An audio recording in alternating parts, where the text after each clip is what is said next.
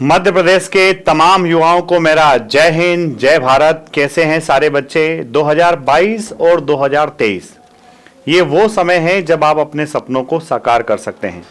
ये वो समय है जब आप अपने परिवार की ख्वाहिशों और उम्मीदों पर खरा उतर सकते हैं। ये वो समय है जो आपने जितना भी मेहनत किया है उस मेहनत को आपको सफलता के रूप में कन्वर्ट करके दे सकता है। तो मेरे प्यारे बच्चों, अभी जैसा कि कर्मचारी चयन मंडल भोपाल के द्वारा जो नया नोटिफिकेशन आया है, जिसके अंदर समूह 2 उप समूह 4 के लिए जो भर्तियां निकाली जा रही है, उसमें एक बहुत बड़ा बदलाव आया है सिलेबस के अंदर।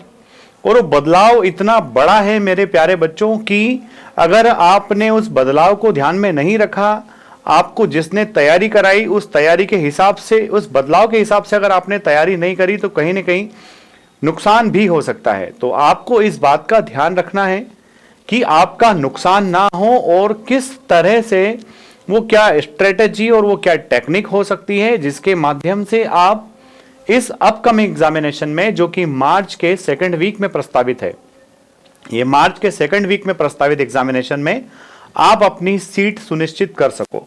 तो प्यारे बच्चों, इस वीडियो में मैं आपको वही चीज बताने वाला हूं, वही टेक्निक बताने वाला हूं। पहले तो सिलेबस का बाइफरकेशन और फिर वो क्या टेक्निक होने वाली है जिससे आपकी सीट सुनिश्चित हो जाएगी, आपकी एक पोस्ट पक्की हो जाएगी। तो प्यारे बच्चों, जैसा कि हम सब लोग जानते हैं कि डिटेल नोटिफिकेशन आ चुका है, कर्मचारी चयन मंडल ने डिटेल नोटिफिकेशन दे दिया है। उसमें से एक इंपॉर्टेंट जो पोस्ट है वो पटवारी की है, जिस पर हम सभी लोगों का फोकस भी है। हम लोग जानते हैं कि पटवारी और पटवारी के साथ साथ एमपी पुलिस का भी नोटिफिकेशन बहुत ही जल्द आने वाला है। और ये भी जानते हैं कि अधिकांश विद्यार्थी इन दोनों ही एग्जाम्स को टारगेट करके, फोकस करके पढ़ाई करेंगे।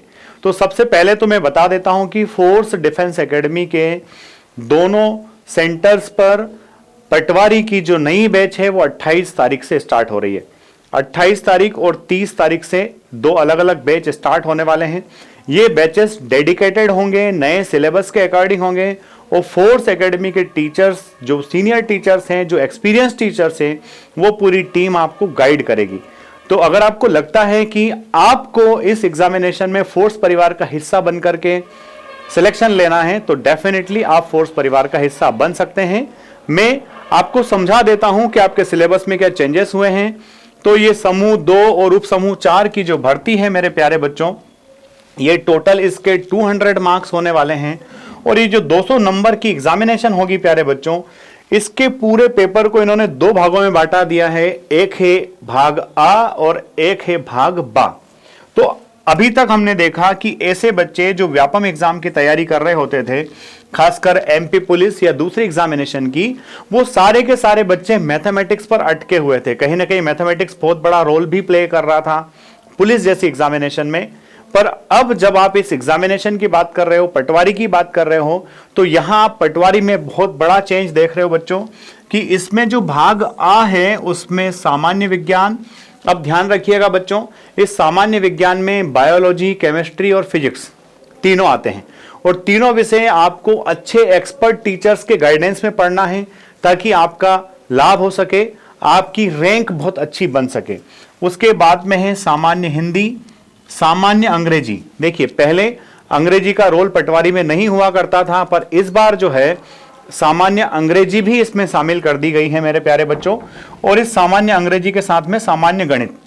तो अगर मैं अपने ऑब्जर्वेशन से, अपने हिसाब से कहूं मेरे प्यारे बच्चों, तो इन सारे सब्जेक्ट्स का जो वेटेज होने वाला है, अगर ये 4 सब्जेक्ट हम यहां पकड़ लेते हैं, इन 4 सब्जेक्ट्स को अगर हम यहां पकड़ लेते हैं बच्चों, तो ये चारों सब्जेक्ट मिलाकर के 100 नंबर के हैं।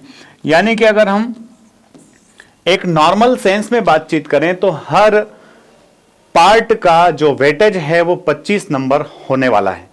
तो अब ध्यान रखिएगा, कहीं ऐसा ना हो कि आप मैथमेटिक्स में ही खो जाओ, मैथमेटिक्स में ही तल्लीन हो जाओ और बाकी के पार्ट्स आपके अधूरे रह जाएं। आप यकीन मानिए, फोर्स डिफेंस एकेडमी की हमारी जो टीम है, हमारे पास इन सारे सब्जेक्ट्स के एक से एक धुरंधर एक्सपर्ट्स हैं जो आपको बहुत आसानी से सब्जेक्ट को समझाएंगे। और जब आप उनसे सब्जेक्ट को समझेंगे तो डेफिनेटली वो सब्जेक्ट्स आपको ऐसे खिलौने की तरह समझ में आएंगे और आप यहां होने वाले टेस्ट में जब परफॉर्म करोगे तो यू विल फील कॉन्फिडेंट कि नहीं, अब मैं मेन एग्जामिनेशन में बहुत अच्छा परफॉर्म कर सकता हूं। जब इसके भाग 2 की बात करोगे तो इसमें सामान्य ज्ञान एवं अभिरुचि। तो सामान्य ज्ञान एवं अभिरुचि बच्चों ये जनरल नॉलेज वाला पार्ट आपका है। तो जनरल वाले पार्ट में आपका हिस्ट्री, पॉलिटी, ज्योग्राफी से रिलेटेड क्वेश्चंस इसमें आने वाले हैं। उन क्वेश्चंस के अलावा ये कह रहा है अभिरुचि के क्वेश्चंस भी आएंगे इसमें। सामान्य कंप्यूटर, चूंकि आजकल सारा काम टेक्निकल हो गया है, पूरे कामों के लिए आपको कंप्यूटर की नितांत आवश्यकता लगती है, इसलिए कंप्यूटर भी इसमें मेन रोल प्ले करेगा। सामान्य तार्किक योग्यता यानी कि आपका ये रीजनिंग है। तो इस बार ध्यान रखिएगा आप जब देख रहे हैं तो इसको भी देख रहे हैं कि सामान्य ज्ञान एवं अभिरुचि को आप पार्ट 1 कह सकते हैं, सामान्य कंप्यूटर को आप पार्ट 2 कह सकते हैं, सामान्य ज्ञान योग्यता को आप पार्ट 3 कह सकते हैं, और ये जो सामान्य प्रबंधन है इसको पार्ट 4 कह सकते हैं। यानी कि जो पार्ट बा है इसमें भी 4 अलग अलग हिस्सों को 100 नंबर में वो पूछ रहा है। यानी कि हर एक पार्ट का जो वेटेज है वो वापस से 25-25 नंबर हो सकता है। ठीक है मेरे प्यारे बच्चों, तो आपको ये इतना सब कुछ पढ़ना है।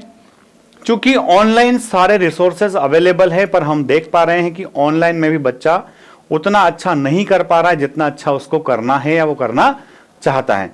कहीं ना कहीं बच्चा चाहता है कि ऑफलाइन में बैठे 3 से 4 महीने बिल्कुल दिल लगा करके मेहनत कर ले और ये 4 महीने उसकी लाइफ चेंजिंग इवेंट उसके लिए बन जाए।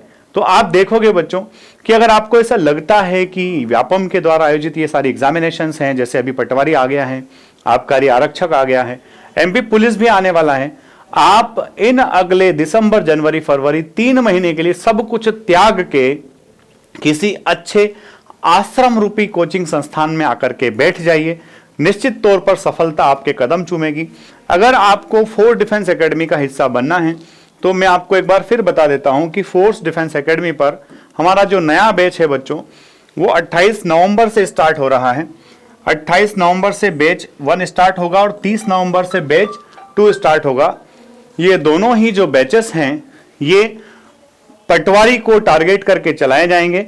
अगर इनमें और हमें कुछ दूसरी एग्जामिनेशन के हिसाब से कुछ मॉडिफिकेशन करना रहा तो डेफिनेटली वो मॉडिफिकेशंस किए जाएंगे। पर मैं एक बात को जवाबदारी के साथ कह सकता हूं कि जो बंदा फोर्स परिवार का हिस्सा बना है वो कभी मायूस नहीं हुआ है। आपको बहुत ज़्यादा भीड़ भाड़ से बचना है। आपको ऐसे संस्थान को ज्वाइन करना है जहां 1-to-1 इंटरेक्शन हो सके, और जो दूसरे नए सब्जेक्ट्स इंडक्ट हुए हैं या ऐसे सब्जेक्ट्स जिनका वेटेज बड़ा है उन सब्जेक्ट्स पर भी उस संस्था में ध्यान दिया जाए, इस बात को आपको सुनिश्चित करना है। जय हिंद, जय भारत, इंकलाब जिंदाबाद, भारत माता की जय।